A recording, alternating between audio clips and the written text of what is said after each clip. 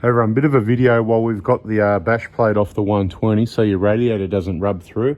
I did do a short one, I think. I'm not sure if it's out yet, but I just want to show you again because you can't show people too many times these things. It's been talked about online for years because it's happened to people where the radiator gets rubbed through.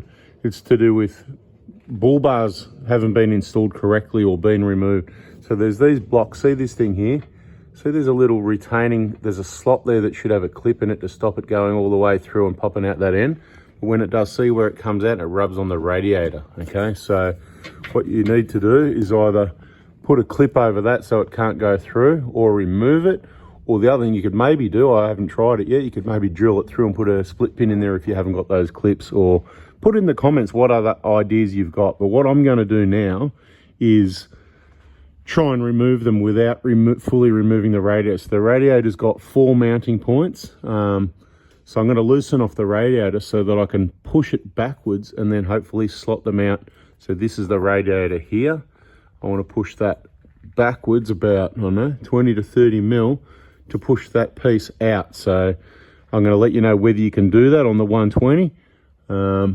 So you know. And I suppose it's just worth watching these videos because we always come up with these little, look, they're the best cars. So if there's a problem, as they happen, we're coming up with solutions or letting you know about the problems so you can avoid them, right? We've just done a bit of other work, other videos. So I'll continue on. The other thing I thought of, you could put something up there, like you could jam a piece of rubber. I've got some rubber mat there that would probably jam in and fit perfectly. But it might rub as well. Rubber's probably not going to hurt it like metal will. You can see that one has actually been rubbing. It was out and jammed. It hasn't permanently damaged the radiator, but lucky I got to it. If it was left like that, it wouldn't have lasted forever. I don't know how long it would have lasted. But anyway, I'm going to try and get them out. I'll let you know. Got the extension sitting in place. It's a 12 mil. I just wanted to show you where they are. Right. It's in that slot in the chassis there. Similar on the 150 Prados. And that's about the length. That's a normal single hex 12 mil socket with a normal short extension. So that's the sort of distance you got to reach in. They're a little bit fiddly. I'm doing these ones from underneath at the moment because it's on the hoist. Let's see if it works. I've only taken out that one bolt at the moment.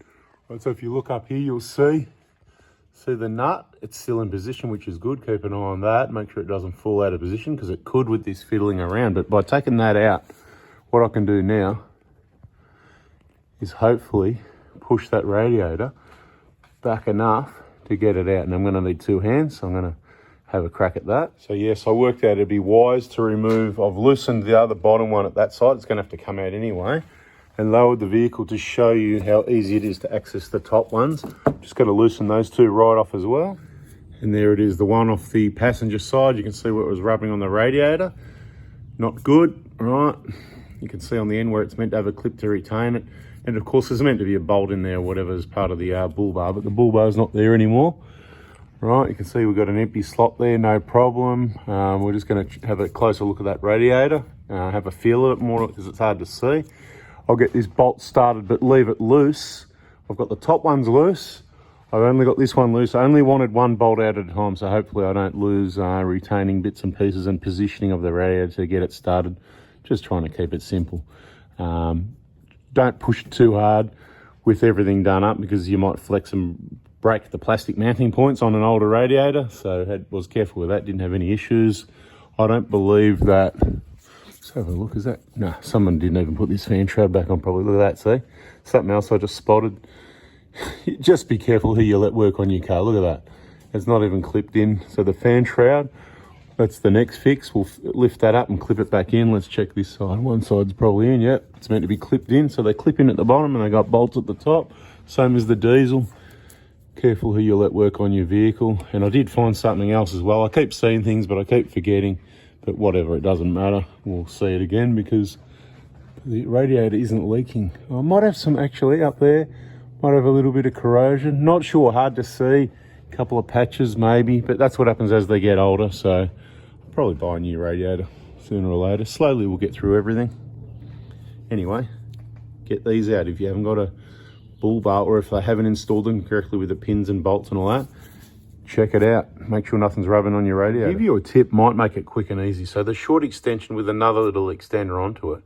But what I've done at this side Just showing you another thing that I do, and that is, see, I've left the bolt in there. See the bolt, right? So what I've done, it's undone. I can push the radiator back, but just leave it there, and it easy. Then you don't have to find the hole again, putting it back in, which is pretty easy to find the hole. You know, you always find it in the end, but sometimes it can be a bit of fiddling around. Depends how much experience you've got. But once you get it in the hole, just leave it there like that, and you can push the radiator back to get this bloody block out. Hopefully I'll try and get this one out now. And about 20 seconds of fiddling around, and out it came. You can see this one, passenger side. I've checked the radiator. It's got hardly any rubbing on it at all, because the bull bar probably wouldn't have been removed that long ago. You can see this one touched a little bit as well, but not as bad. Anyway, if anyone needs these pieces, they'll sit on the bench for a month or two, and yeah, otherwise they'll probably go in the bin. And then one day in about 10 years, someone will say, oh, I need these. I've got a bull bar kit, but I've got these missing. And I'll go, where did I put those? And they'll be in the bin, because I wouldn't know where I kept them if it's longer than a couple of months. But anyway, there they are if you need. Look how clean that is. This video might have to be called Classic Restos, mate. Restoration of the old classics, the old last of the best, I'm telling you. These cars, 120s, best cars ever built. People have asked, oh, what do you mean by that? Well, just keep watching the videos and you'll work it out, or I'll do a video soon. So, not rust, but looking a little bit rough there, so that got a bit of paint. The bash plates got cleaned up and got a bit of paint. You can see they haven't really been bashed or scraped underneath. Something's gone through the hole here. Not a big deal. It's not really going to hit anything that matters, so I'm not too worried about that. That wire can just stay there. I might even just get a screwdriver and give it a push around and straighten it out a little bit. But all the radiator mount bolts is what this video is about. See those blocks gone?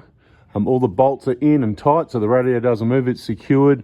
I've still got to, from up top, remove the two top bolts and pop that fan shroud cover back in position correctly. So bash plates are on, so we can continue getting this back together. Okay, let's just do a little bit of up top about how to fix up that fan shroud and a bit of other detail. You can see the 16 years of crust and dirt, even though it's not an off-roader. See all the crap in the radiator. It makes me want to do a BFE job, you know what I mean? There's that little bit of red coolant, so it has got a slight leak, as I would suspect they all do at this sort of age. So at about 15 years, doesn't mean it's going to get a fast leak and fail or overheat or anything like that. Just means it's old, it's deteriorated, even though it's top quality stuff, but you can still get a new one, the lucky part. So bada bing.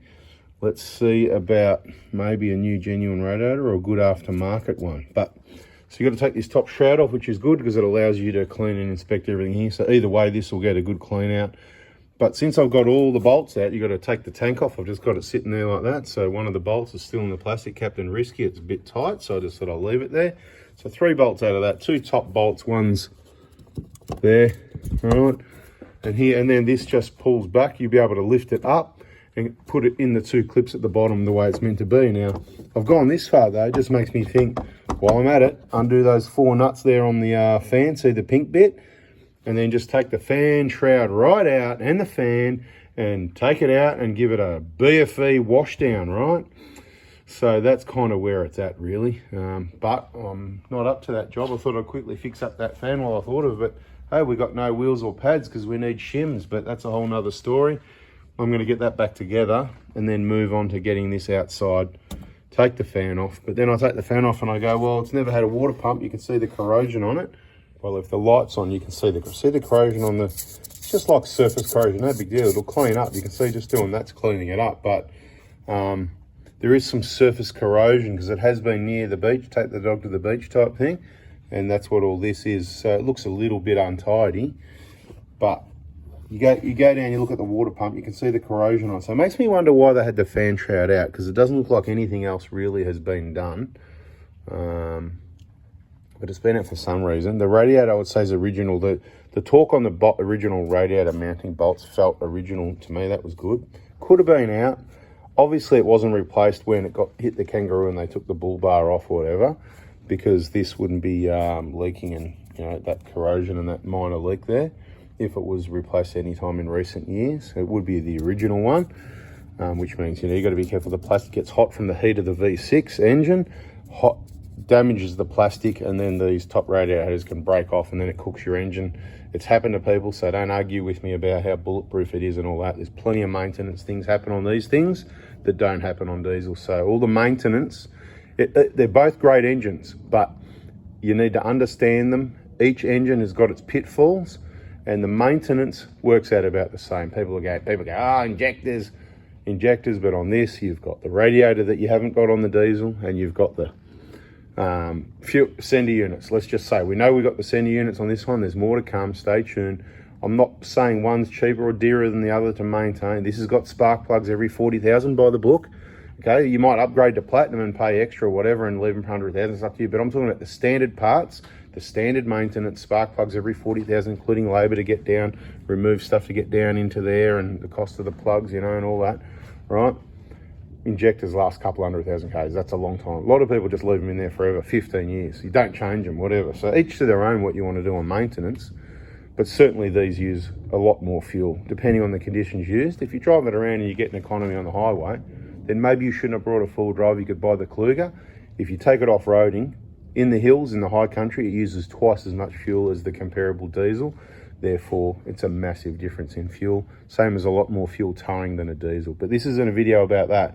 I'm just trying to say that this has got maintenance, radiator. They don't get brittle and snap off at the hose here on any of the diesels. Never seen or heard of it, but it happens on the petrol. It's because of the heat generated from the engine. You open the engine, the bonnet on one of these, even though a diesel should generate more heat, I open the bonnet on this, it's hot. It's just, and it gets hot quick. You start up, you move it out. The petrol engines warm up quicker, they get hot quicker, they generate more heat. Even though the thermostat and everything, they're running at about the same coolant temp, roughly, ballpark. Again, it's not a video about that. I've got lots of info. And there's little tidbits here and there that, you know, sort of come in, and you never know what we might find and tell you about in this video. I was going to be warning you about the radiator, and it just goes on. You know, the radiator getting rubbed through, but we're getting a new one anyway, I think. Watch that wiring loom there too. Not a known problem, but see any wiring rubbing on radiators, so just be aware of that. But yeah, see this mess? This is what contributes to engines overheating or whatever. It needs to be cleaned out, reverse flush from the other side. It needs a good soaking. We're talking about a good 10, 20 minutes, maybe longer, pushing all the debris back this way without damaging the radiator core, of course. Yep, I'm going to do it, even though I'm probably going to put a new radiator in it. That might not happen for years. Right, enough waffle, that's it. Bada bing, bada boom. Catch you in the next video. See ya.